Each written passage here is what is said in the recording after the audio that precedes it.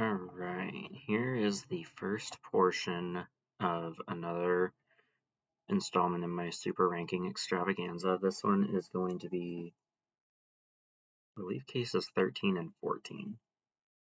In 15th place for number 13, we have Insomnia. That is a story about a character that doesn't quite remember the events surrounding his partner's death. And he's a cop, so his police officer partner. Not a romantic partner. And he ends up being framed for it because he shoots somebody assuming that it's a killer when it's actually his partner. And in 14th place we have Instant Family. This is just an okay movie.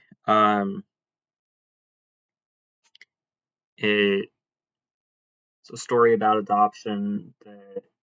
The kids being adopted are kind of let's see, troubled children, I suppose you could say.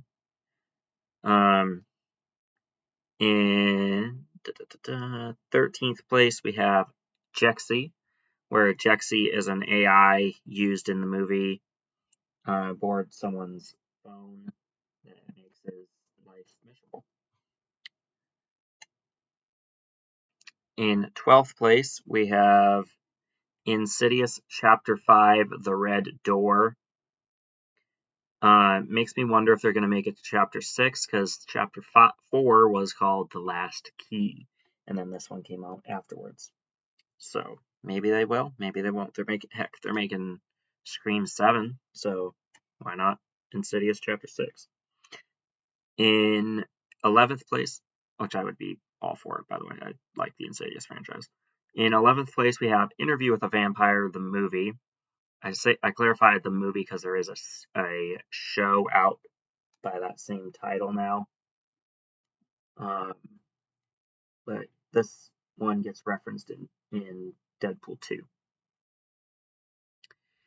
Kicking off our top 10, we have Into the Storm.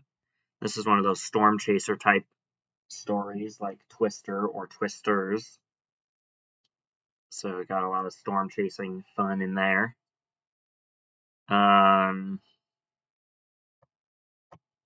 In 9th place, we have Iris, the movie. In this one, Kate Winslet and Judi Dench play the same character from two different points in time because there are flashback sequences to when she is younger, where she's Kate Winslet, and present day when she's Judi Dench. In 8th place, we have another vampire movie called Kiss of the Damned here. And it doesn't really seem to add a whole lot to the vampire mythos. It just kind of plays on existing vampire material, like the tropes and whatnot. In 7th place, we have Knock Knock 2006. This one is much more blatantly a horror movie than the version with Keanu Reeves from, I believe, 2015, if I'm remembering correctly. Although that one is also a fairly creepy scenario. In, let's see, 6th place, we have the Killer 4-pack of movies. I don't remember any of the titles names that are on here, but I remember enjoying each of them a good deal. So there we go. I have under K for Killer. In 5th place, we have Jurassic Park 7, Jurassic World Rebirth. And I thought the new cast did really well with Scarlett Johansson and Mahershala Ali being two standouts. In 4th place, we have Joyride 1. Apparently, there's like 2 or 3 more of these. So I want to try and get those as well. But the first one is pretty dang good. And features Paul Walker. In 3rd place, we have Inside Out 2.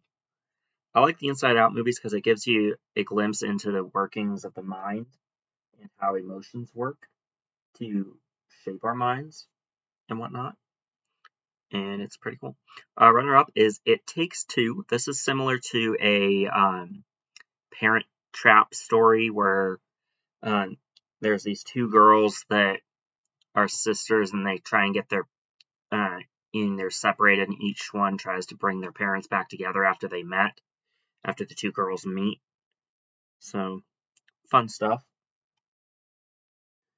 And in first place, one I just actually watched on the 2nd, I believe, we have John Wick Chapter 4.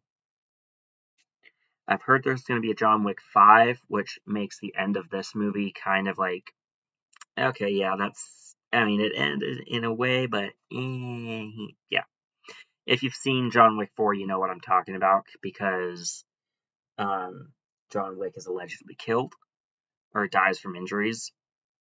But if they're making a 5th John Wick movie that's actually called John Wick 5, chances are either after being buried, he is somehow resuscitated and brought back, or um,